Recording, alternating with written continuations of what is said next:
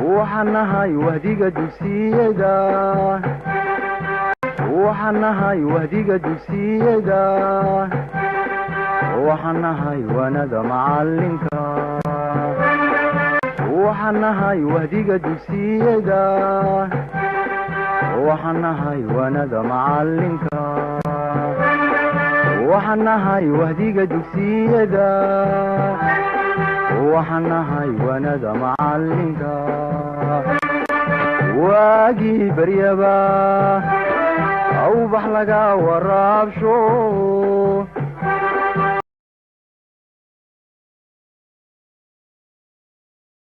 الرحمن الرحيم. السلام عليكم ورحمة الله وبركاته. waxaynu qaadanaa maanta chapter 5 oo chapterkaas wiciisu waxa weeye European Scramble and Partition. intaan laakiin bilaabin, let me introduce you myself.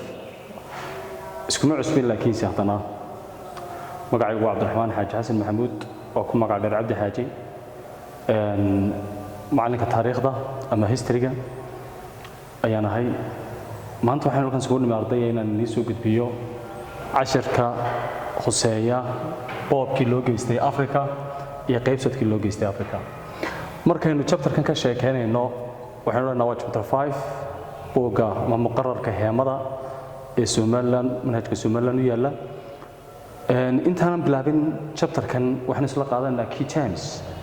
key terms kaasi waxa weeye chapterkeena kalimaadka ugu muhiimsan ee ka dhaqaaqayna chapterkeena ayaa bay noqon doonaan. number 1 waxa ka mid noqonaya labada kelmadood ee ugu caansan ee chapterkeena maanta aan ku qaadanayno waa scramble kelmadda koowaad. kelmadda labaad aynu qaadanaynaana waxa weeye partition. okay, scramble kelmadda scramble la yiraahdaayay in the dictionary macne leedahay. partition marka dictionary looga macne leedahay, laakiin labadaba waynu ku soo guurinaynaa macnaha dictionary-ga ku leeyihiinoo waxaynu keenaynaa waaqaca ka taagnaa Afrika xilligaasi iyo sidii loogu camal falay labadan kelmadood iyo ciddii isticmaalaysay iyo halkay ku isticmaalayeen iyo ciddii ku isticmaalayeen aynu qaadan doonaa. okay, kelmadda scramble marka dictionary-ga la joogo waa bob, waa in ummad intay meel u soo degdegto khayraad la kala boobo ama dhul la kala boobo ama arrin loo soo degdego arrintaasi dan ku jirto oo lagu tartamayo. partition-kuna waxa weeye waa qaybsid, arrin in la qaybsado, wixii la helo in la qaybsado iyo partition la yiraahdaa, ama waa division in la qaybiyo wax oo qolobo cidii wixii ku soo hagtay la siiyo ayaa bay noqonaysaa. labadan kelmadood waxa aad u isticmaalay wadamada European countries-ka, waliba European countries yana oranay wadamadaasi ayaa aad u isticmaalay. halka ku isticmaaleyna waxay qaaradda Afrika. sababtoo Afrika waa qaaradda ugu nasiibka daran la bay ahayd ee loo geystay hadimooyinka ugu badan iyo dhibaatooyinka ugu badan ee la boobay, ee la gumaystay, ee dadkeeda la iibiyay, ee sidii raashinka la raray, ee qaarada kale oo aan lahayn la geeyay ayaa bay kamid ahayd. hadimooyinka adduunyada marka la tiriyo dhibaatooyinka ama natural disasterska, aafooyinka dabiiciga ah, waxa lagu daraa Afrika loogu daraa slave trade-ka waxa loo yaqaan. sababta adduunyada waxa ka dhaca dhul gariir, waxa ka dhaca duufaano, dabaylo ka dhaca, waxa ka dhaca gaajo ka dhacda. waxyaabahaasi waa natural disasterska, laakiin Afrika waxa u dheertaasi waxa loo yaqaan slave trade-ka. all in all, Europeanisku maxay ka soo dooneen Afrika? ujeedada u yimaadeen maxay ahayd? maxayse Afrika u yimaadeen ay u tagi waayeen Carabaha? taasina isweydiinaynaa. maxay Afrika u boobeen ay u tagi waayeen Carabaha? anyway, Europeanisku waxay ahaayeen waxa la isku oran jiray wadamada Europeaniska industrial countries bal isku oran jiray industrial countries. wadamadii warshadaha lahaa bay ahaayeen ee xilligaasi warshadaha sameystay. wadan kastoo European markaa kumuusan jirin daladan industrialka, wadamo gaar ah bay ahaayeen. wadamada Afrika yimiday ee boobka sameynayay waxa wadankii ugu horeeyay wuxuu ahaa Portuguese ku ahaa, wadankii ku xigay ee soo raacay Spanish ku ahaa, wadankii ku xigay Britain buu ahaa, wadankii ku xigay Germany buu ahaa, France, Italy, saas u yimaadeen Holland, Belgium. wadamadu saas u yimaadeen Afrika. wadamada Afrika yimid kuwaas ay ahaayeen, laakiin wadan kasto European Afrika muusan iman. wadamada boobka ku sameeyay Afrika kuwan ay ahaayeen. wadamada markii dambe qaybsaday kuwan ay ahaayeen ujeedada ay u qaybsanayeen ujeedada boobka u sameeyeen yaan isla eegi doonaa ujeedada ay boobka u sameeyeen waxay hal ujeedo halka ujeedada ugu weyn ee boobka u sameeyeen waxay ahayd inay sameeyaan waxa loo yaqaano maadaama ay warshado leeyihiin in Afrika ka qaataan waxa loo yaqaano raw materials waa alaabta qayrin sida dhagaxda dahabka ah geedaha timbarka loo yaqaano اللهم صل على محمد kalluunka waxyaabahaas oo dhan ka qaadanayeen dahabka ayfuriga waxaas oo dhan ka qaadanayeen waxa markay qaataan warshadahooda gelinayeen warshadahoodu way soo process gareynayaan markay soo process gareeyaan ay soo alaabtaasi ay Afrika ka qaateen alaab caadi oo la isticmaalo karo soo bedelaan haddana waxay ku soo celinayaan Afrika marka waxay ka dhigteen mar labaad haddana market suuqa weyn Afrika ay ka dhigteen maxay ka helayaan bayna nari laba waxay ka helayaan economic gain dhaqaale inay ka helaan ayaa way u socdeen dhaqaalaha ay ka helayaan maxaa ka dhalan karaan nari power baa ka dhalanaya awoodana maxaa ka dhalanaya prestige sumcad baa ka dhalanaysa halka loo socdaa markaa waa halka wadamada Europeanisku halkay u socdeen waa halka way Europeanisku waxaan nidhi waa industrial countries bay ahaayeen maadaama wadamadii warshadaha lahaa ahaayeen waxay u socdeen in Afrika ka qaataan raw materials ka qaataan warshadahooda inay geeyaan warshadaha markay geeyaan ay alaab caadi ah ka soo saaraan inay Afrika ku soo celiyaan Afrika marka ay ka dhigtaan suuqa ugu weyn ee alaabaha Afrika ay ka qaataan warshadahooda soo geliyaan ay dib ugu iibinayaan dabeetana economic gain dhaqaale ka dhalanayaan dhaqaalaha markay ka dhaliyaan dhaqaalaha waxa ka dhalaya powerka waxa ka sii dhalanaya prestige halka loo socdaa marka waa sumcadaasi wadanku hadduu sumcad yeeshana wuxuu galayaa inuu adduunyada ku sameeyo waxa loo yaqaan dominance adduunyadii kale uu sheeqinaya waana looga dambeynaya talada iyo amarka iyo awoodaba intaas loo cararay Europeanisku marka danta inta leeg ay Afrika ku qabeen laakiin wadan kasto Europeanihi Afrika muusan imanin wadamadan ay yimiday wadamadan markii Afrika yimaadeen wadankii ugu horeeyay Portugiiska waa qarnigii 16aad buu yimiday 16th century boobka iyo qaybsadkuna waxay si toos u bilaabeen 16th century ilaa laga gaarayay 18th century waxa Afrika ka socday wixii loo yaqaan slave trade baa ka socday slave trade markii la soo afmeeray ee la soo gabagabeeyay waxa gabagabeyntiisa door muhiim ka qaatay Britain laakiin markii ganacsiga adoonta la soo adleeyay ee albaabada loo laabay waxay isweydiiyeen Europeanisku maxaa looga gudbi karaa xaaladan ee ganacsi laga dhalin karaa markaas waxay sameeyeen wax loo yaqaan industrial revolution kacaankii warshadaha markaan nidhaahno ninka adoonka ah ee la geenayay America ama Latin America ujeedada loo qaadanayo waxay ahayd in beeraha lagu beero sugar plantation-ka ama lagu beero waxa loo yaqaan tobacco labadaasi maadaama ninka adoonkii beeraha xirfad badan u lahaa taas loo qaadanay ujeedada marka laga maarmay ninka Afrikaanka waxay noqotay in la sameeyo cagaftaasi oo ka shaqeynaysa beerta ama qodaysa oo goynaysa oo wixii loo baahnaa beerta ka qabanaysa ayaa laga maarmay that's why marka waxa la oranayaa kacaankii warshadaha maadaama kacaankii warshadaha u talaabeen stage-kaasi waa in loo helaa haddana wax dhaqaale laga dhaliyo saas la digeed bay Afrika boob ugu sameeyeen boobka markay sameeyeen isqabqabsiga ka yimid European dhexdooda ah si marka wadamada reer Europe aanay isku dagaalin aanay isku khilaafin dhul aanay iyagu lahayn si aanay isku khilaafin ayaaba loo arimiyay waxaana meesha ka soo dhaxbaxay nin nabadoona oo laakiin danaha reer Europe ka talinaya oo Jarmalka markaa hogaaminayay oo la oran jiray Otto von Bismarck wuxuu yiri war halkan isku haysanaa dhulkeeni ma aha maadaama dhulkeeni aan isku haysano si nabadoon haynu qaybsano khayraadka Afrika iyo mid kasto European uu ka badan yahay uu inagu filan yahay marka dib uu celiyay 1884 ilaa 1885 November bay ahayd bishii 1884 iyo February 1885 ayuu shir u furay madal nabadeed ayuu ka furay Jarmalka waxaana loo bixiyay madashaasi Berlin Peace Conference ayaa loo bixiyay Berlin Peace Conference markuu halka ka furay wuxuu isugu yeeray wadamada Europeanka ah ee ku loolamaya boobka Afrika markaas waxa la soo fadhiistay miiska wada hadalka la soo fadhiistay haduu kan yahay halkan waxa soo fadhiistay Britain halkan waxa soo fadhiistay Germany halkan waxa soo fadhiistay France halkan waxa soo fadhiistay Italy wadamada super power-ka ah marka Europe hogaaminay kuwii minorkii Holland baa kamid ahayd Portugiiska Spain iyo Belgium-ka halkaas ay fadhiisteen Afrika qaaradii Afrika halka cuntada la dhigto ayaa la soo dhigay maadaama qaaradii Afrika nooca tahay halkaas la soo saaray halka cuntada la dhigtay miiska ay Afrika la soo saaray markaas la Britain adigu inta qaado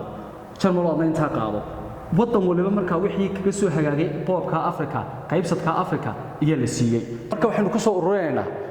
hadimada iyo dhibaatada uu lahaa partitionku wuxuu saameyn weyn ku yeeshay laba cidyow marka Afrika la eegayo labada cidyow waxay ahaayeen kow dadka Soomaalida loo yaqaan Soomaalidu hal Soomaali ay isku ahaayeen one great Somali bal isku oran jiray dabeetana waxay u kala jabeen shan bay u kala jabeen Soomaalidaasi Djibouti Somaliland ta Britain ay xukumaysay Somaliland ay xukumaysay Italy iyo NFD-da iyo the fifth region shantaas ay u kala jabeen marka iyaga saameyn dadka qolada labaad oo saameynta ku yeeshay partitionku waxaynu odhanaynaa the partition of Africa ama qaybsadka Afrika loo geystay waa Masaiga dadka Masaiga la yiraahdo waxay ku noolaayeen Azania waxa la soo jiray Kenya Tanzania labadii markii la kala jabiyay ee xuduudihii la kala xidhay ee dhibaatadii xuduuduhu timiday qolana waxay raaceen Kenya qolana waxay raaceen Tanzania marka faamiliye far badan baa kala go'ay oo kala tagay marka halka dhibaato ee ugu weyn ee partitionka Afrika ku yeeshay marka la sheegayo waa xuduudaha borderingka sababta shanta Soomaaliyeed ee isku furaa oo kala xidhay labadani isku furaan oo kala xidhay Afrikada kala oo dhan oo kala xidhay marka waxaan odhanaynaa qaybsadka Afrika markii la sameeyay wadamadan qaarkood ayaa wadamo isku qabsaday hal wadan tusaale ahaan Jarmalka iyo Britain waxa isku qabsaday Congo oo loo kala qaybiyay qaybtana waxa qaatay Britain qaybtana waxa qaatay tusaale ahaan Jarmalka ayaa qaatay waa sababta marka wadamo badan oo Afrika ku yaala ay kamid yihiin qaybna looga hadlo Faransiis qaybna looga hadlo English ama qaybna looga hadlo Dutch qaybna looga hadlo hal wadan oo Afrikaan laba luqadood laga hadlo dad aragto oo dadku kala qaybsan yihiin waqooyi koonfur looranay waqooyiga luqadaasi ku hadlaan koonfurtana luqadana ku hadlaan waxa saameyn ku yeeshay wadankaasi wixii loo jiray the partition of Africa by the Europeans okay halkaas marka sharaxa sawirada ku jirjeenayna waxaanu toos u galaynaa slideska intaad ka jirtaa chapter keenan marka wuxuu daaran yahay the scramble for and partition of Africa waxaanu eegaynaa key termska kalimaadka chapter keenan halbowlaha oo ah ama baytul qasiidka oo ah ee ku soo noqonaya inta badan ee chapter keenan uu xambaarsan yahay oo ka turjumaya ayaanu isla eegaynaa kelmadda scramble maxay tahay luqadeena Soomaaliga ah waa bob partitionna waa qaybsi scramble marka la yiraahdo waa bob la xiriira dhulka walibana partition marka la yiraahdana waa qaybsi wixii la boobay la qaybsanayo ama sidii caadiga qaybsi ay noqonaysaa labada kelmadood marka dictionary loo eego macnahaasi leeyahay laakiin marka lagu dabaqayo Europeanisku waxay Afrika ku faleen ama ay ku sameeyeen qarnigii 19aad horaantiisii ayaa waxaan odhanaynaa scramble for Africa boobkii Afrika la boobay ee Europeanisku boobeen iyo partition of Africa scramble-ku sidoo dhacay waji nuuceeyo ahaa partition-ku sidoo u dhacay waji nuuceeyo isna lahaa qaybsadkii Afrika okay balance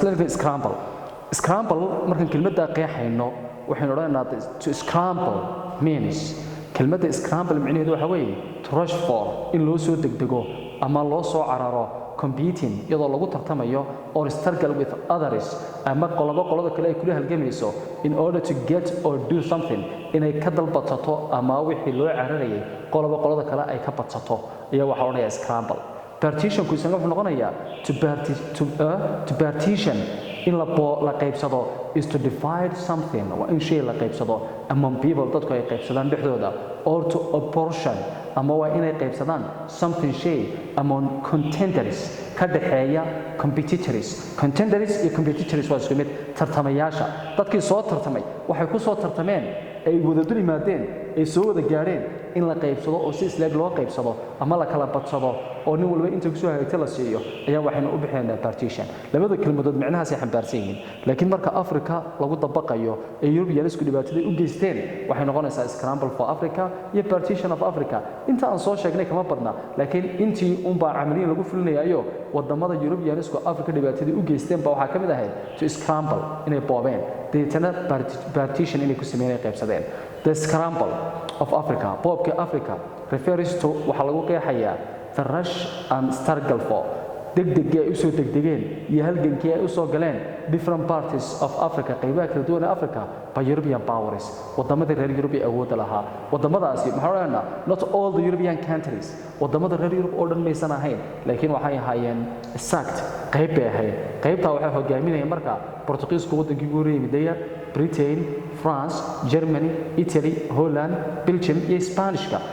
wadamadaasi ayaa ahay wadamadii ugu loolanka badnaa ee Afrika boobka u geystay waxay u boobayeen waxay ahayd inay ka helaan economic for Africa markaynu raahno waa boobka Afrika the scramble for Africa refers to kelmadda la odhanaya bob waxa lagu qeexi karaa to the rush markay u soo degdegeen an struggle ayna halganka u soo galeen for different parties qaybaha kala duwan ee of Africa dhulka kala duwan ee baaxadda leh Africa ilaahay khayraadka dhigay ee dihin ayaa waxa u soo loolamay oo u soo tartamay European powerska hal ujeedina ugu soo tartamayeen wadan waliba wuxuu rabay inuu ka helo economic gain dhaqaale inuu ka dhaliyo dhaqaale badan oo la taaban karo Africa yaa la meesan jirin laakiin Africa khayraadkeeda dihin natural resourceska oo ilaahay dhigay ayaa aad u badnaa taasa marka la rabay inta la qaato Europe la geeyo la soo warshadeeyo maadaama industrial powers ahaayeen wadamada ku loolamaya Africa dabeetana markay soo warshadeeyaan ay Africa ka dhigtaan haddana suuq marka number 1 waxaan odhanaynaa waxa European isku ugu loolamayeen Africa kow raw materials ka qaadanayeen oo natural resources aha laba marketna uu ahaa wadan walibana suuq buu ahaayo haddii Africa la kala dalbadsado ay kala boobka xagga boobka kala badsadaan wadan waliba wuxuu helayaa meelo badan oo dhaqaale ka dhaliyo dhaqaalana waxa ku jira markaa sumcaddii iyo awoodii taas loo cararayay partition of Africa waxay noqonaysaa the partition of Africa refers to iyadna waxa lagu qeexaa the dividing up in la qaybsashadii la qaybsaday or the sharing ama wadaagii la wadaagay of Africa among the European nations ay wadaageen European powerska ama European nationska ay wadaageen ay Africa markii dambe si nabdoon u qaybsadeen qaybsadku wuxuu yimiday markii ay talada ku darsaday ninkii loo oran jiray Otto von Bismarck oo Jarmalka hogaaminayay oo kamid ahaa wadankii horseeday in la qaybsado Africa oo madal nabadeed loo furo si European isugu dhicin wadankaas marka wuxuu horseeday in Africa la qaybsado 1884 ilaa 1885 okay bilaha yar ee u dhaxeeyay labadaas sano ayaa la qaybsaday Africa wuxuuna qaybsadku dhamaaday 1914 waxa laga bilaabay dagaalka koowaad adduunka markuu bilaabay wadan kasto Afrikaanihi macaashkii uu ka helay Africa ayuu dagaalka koowaad adduunka ku galay sidoo kale wuxuu Africa ka helay wadan walo European Africa meeshu ku gumeystay wuxuu ka helay laba shay ciidan buu ka helay iyo dhaqaale isku kabo intuu dagaalka ku jiro taasina faa'iido labaad oo marka uu soo hoyatay dadka Europeans ka ahayd laakiin dadka Afrikaanka dhibaato iyo hadimo ayay ku ahayd marka partition kula intaas noqonaya labada definition ee scramble kala siinayo waa labadaasi labada definition la siinayo partition kuna waa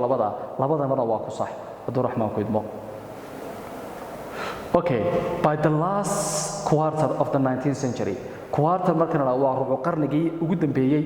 1919 Britain, Germany, France, Italy, Belgium and Portugal were in Africa intaasba waxay joogeen Africa competing iyagoo ku tartamaya for colonies wadan walba inuu ka helo meel uu ka gumeysto to boost their social say u dhiirigeliyaan ay u kobciyaan bulshadooda dhaqaalahooda iyo siyaasadooda social economical and political standing wadankoodu siyaasadda wadankoodu leeyahay ee dhaqaalaha wadankoodu leeyahay iyo bulshada uu dalkoodu leeyahayba wadan walba soo uga naaxiyo ayuu Afrika yimiday oo boobka ugu sameeyay okay during the scramble intuu socday boobku for partition of Africa intii qaybsadka Afrika ay socotay the Europeans waxay isticmaalayeen both persuasion ku way fahansiin inay ka dhaadhiciyaan ilaa markii Afrika la qaybsaday ee partition la sameeyay wadanna looma soo raacin qaybtii uu helay wadan waliba waxa laga dhaadhiciyay qaybta uu helay oo Afrika ka helay inuu isagu la heshiiyo ama awood ha ku galo ama sabaad ha ku galo taasina waxay qasabtay marka wadan waliba wadanada Europeans markay Afrika ku soo laabteen wadan waliba qaybtii uu helay inuu ka dhaadhiciyo systemkiisa iyo nidaamkiisa haday la qaataan oo si nabdoon u soo galo haday diidaan oo awood ku soo galo labada wajiin bay ku soo galeen and force ama awood to acquire say u helaan as many colonies gumeysi fara badan uga helaan as possible sida ugu macquulsan for themselves si wadan waliba uu helo meeshii uu qayb ahaan ku helay waa inuu labo jimid ku soo galaa ama inuu ka dhaadhiciyo systemkiisa haday diidaanna waa inuu awood ku soo galaa marka in a peaceful means or in a violent way si rabshada ama si nabdoon labada mid wajimid bay ku soo galeen Africans who collaborated Afrikaankii wada shaqeynayay were offered a reward waxa la siiyay kuwii collaboration kala sameeyay dukumeysanaysay ama wadankii qaybta European-kii qaybta ku helay Africa kuwii soo dhaweeyay ee wada shaqeynta la yeeshay Europeans waxay ku abaalmariyeen those who resisted were punished halka kuwa mucaarada ku noqday ka soo horjeestayna ciqaab loo diray kuwii marka Afrikaanka ahaa soo dhaweeyna Europeans ka soo dhaweysteen abaalmarin bay siiyeen kuwii ka hortagay mucaarada kala hortagayna ciqaab iyo ganaax baa loo diray at times waqti kadib the Europeans risked fighting among themselves Europeans waxay isku laayeen oo isku qabsadeen of colonies in Africa gumeysiga Afrika ku geysteen iyo boobkii ay isku khilaafeen dagaal baa ka dhex gaadhay the Europeans were scheming to exploit the economic resources. Europeanisku waxay u tartamayeen inay farataystaan khayraadka yaalla Africa that lay untapped in the continent. kaasoo yaalay Africa khayraadkaas oo Africa ka xidhan oo iska socday oo Africa yaalay inay farataystaan ayaa bay u socdeen. taasi marka xalkeedii waxa keenay oo qodobkii ka sheekeynay ahaa Europeanisku Africa markay isku qabsadeen ninkii Jarmalka loo hogaaminayay ee loo oran jiray Otto von Bismarck ayaaba wuxuu hordhigay Europeaniskii isku qabsanayay qaaradda Africa inay soo laabtaan Jarmalka yimaadaan ay halka ku soo qaybsadaan Africa wadan walba soo qaybtiisa helena oo Africa dib ugu soo laabto. okay qodobkaas marka wuxuu ka sheekeynayaa khayraadka Africa yaalay inay isku haysteen Europeanisku laakiin ninka la oran jiray Otto von Bismarck uu qodobka xaliyay si aan Europeaniska dhexdooda khilaaf uga dhalan.